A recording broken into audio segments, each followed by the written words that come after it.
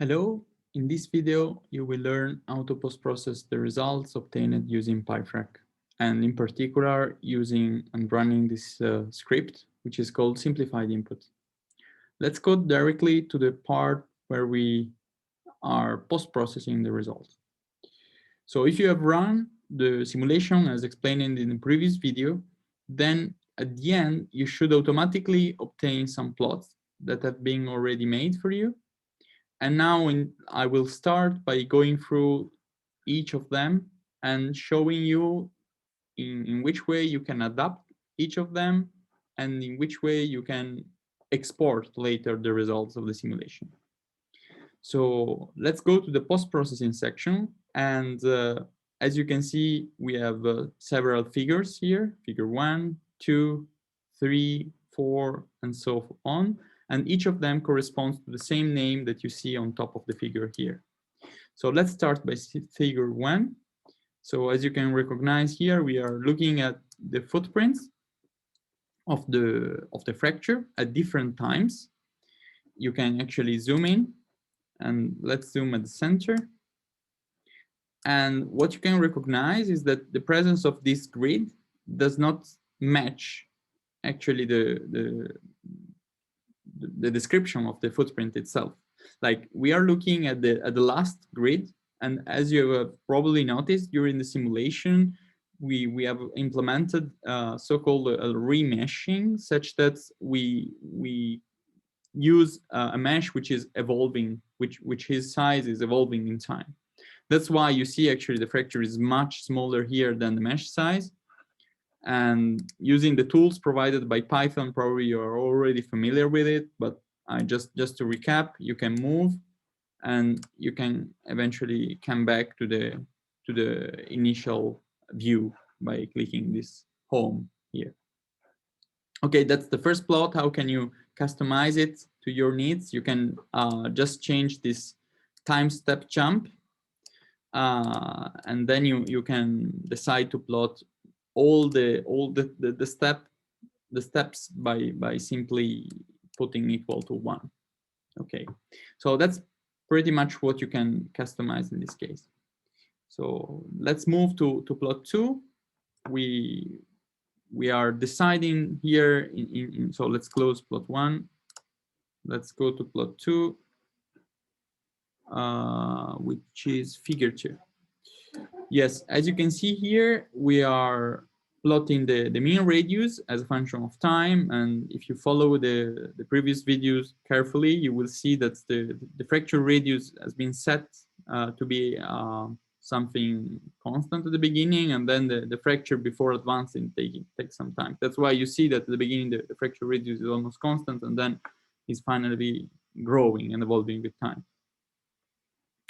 Then, so what can you do and how you can customize this plot? Again, you can plot more or less points, like all the time step or less time step, depending on this parameter again, which is time step jump.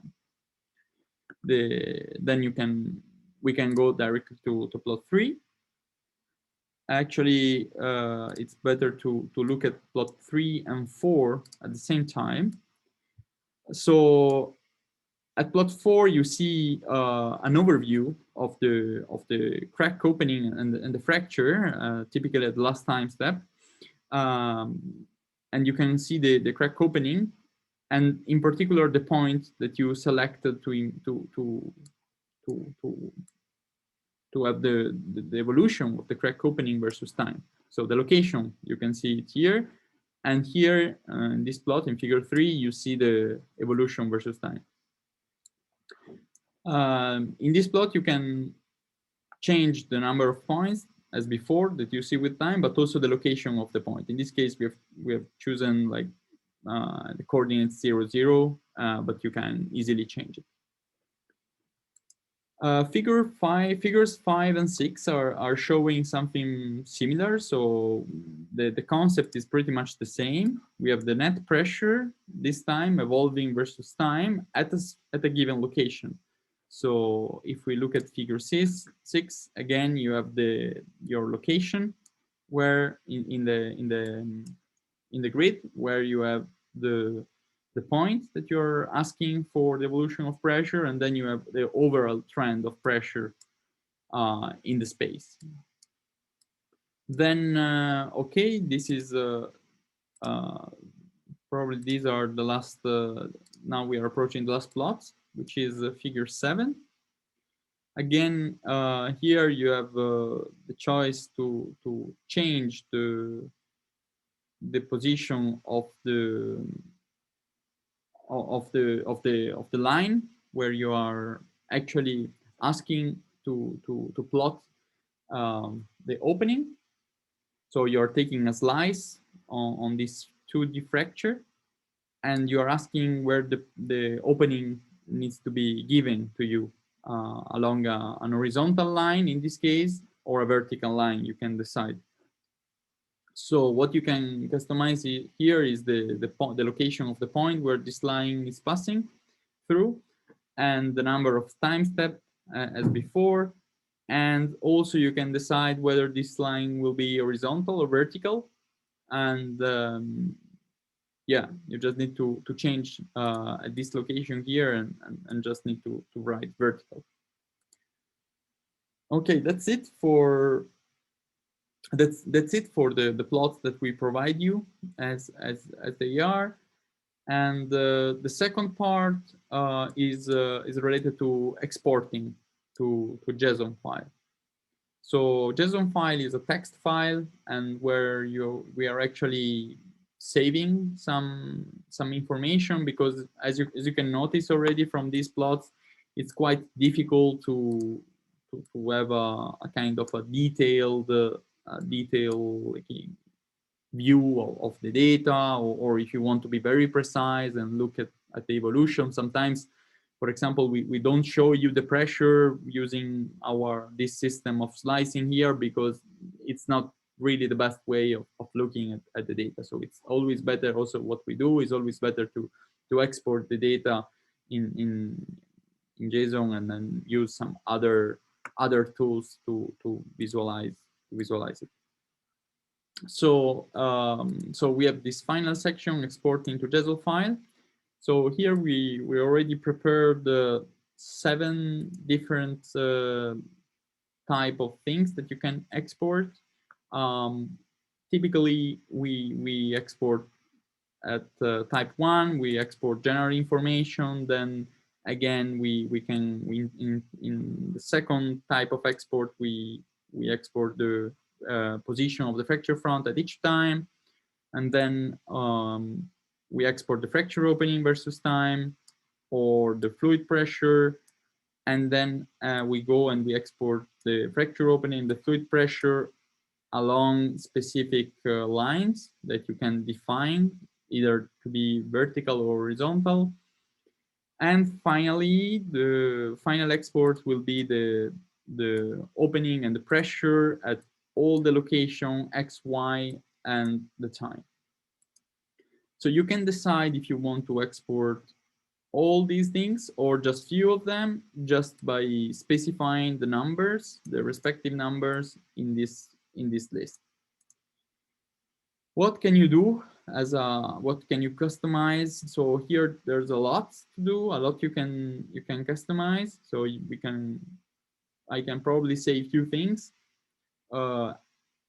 At least you can customize what you have done before, like my X and my Y. So it's the location of the point where you want to obtain the opening, and the location where you want to obtain the pressure, and again the location when you want to obtain the pressure along a slice, or the opening along a slice. Here it doesn't really make sense to export a subset of time steps, but yeah, you can, because you can filter that out later. But yeah, we give you the possibility of doing that. That's why I left this line of code here. You just need to comment this line on top and take out the comment from here. So you can then specify your initial time, the final time, and steps that you want to save. And then you can go through by yourself on the general information that we are going to export. And then just to know, regarding the fronts that we are exporting, the fronts are defined by segments, and there is in a sense a repetition in the definition of the front, because we define we save the initial coordinate of each segment defining the front and the final coordinate of the segment, and then the next segment will be defined by the initial coordinate and the final coordinate. But the initial coordinate of the next segment will be the final coordinate of the previous segment. And this is the way in which we've been saving, because it's not a big deal in terms of memory. So it's just you to be aware that there is this repetition. And actually, the way why we do this is because in some cases when you have multiple fronts, actually then it's easy to detect if you have multiple fronts, or if you are dealing with one front rather than another. So that's why we keep this way of storing the fracture front position, and then also for other reasons that I don't want to explain now for the sake of brevity of this video. So the last things you need to know is that, as you have already noticed during the simulation, we are remeshing several times, and as you know already in the definition of the parameters, you have got to define a few parameters in order to obtain the mesh. So a mesh is defined, I just want to recall it, is defined by domain limits, as you can see here, and the number of elements. So in this case, what is defining the mesh, another way of defining the mesh is having 4 parameters, which are Lx, Ly, Nx, and Ny. Because these 4 parameters are giving to you the half size of the mesh in the x direction, the half size of the mesh in the y direction, and then the number of elements in the y direction and the x direction respectively. And using these 4 numbers, you can recreate the mesh object in the same way we do in the mesh object or mesh class in Pyfrac.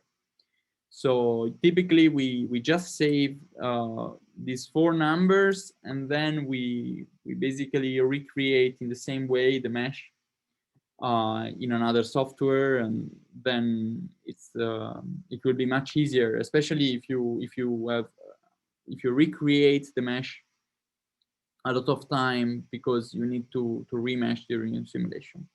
So, and why finally I'm telling you that you need to know the mesh, and you need to know how to recreate it at a given time if you had remeshing, is because the fields, the solution of the problem are these 2 fields, the fracture opening and the fluid pressure, or equivalently the net pressure. There is just a shift between them. But these fields are defined, as you can see here, for x and y, and x and y are the center of the cell of the mesh. So yeah, with that being said, the relevant information about the post-processing and the export they have been given to you. Probably last thing that you really need to know is where the file will be saved. It will be in this address, and this will be the final name, where sim name you have given it above, so you should know it. So this will be finally the name and the location where you will save the file. Well, that's it. And there are several other things that can be exported, like the fluid velocity, the fluid flow direction, and probably other few things. So for now, this is just a hint on what you can do as a post-processing, and for sure there will be more to be said.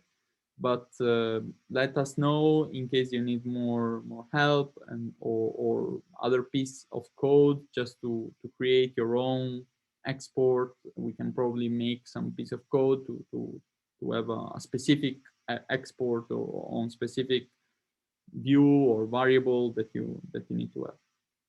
So thanks a lot for watching this, and hope this will be useful for you and for your simulation. Thanks.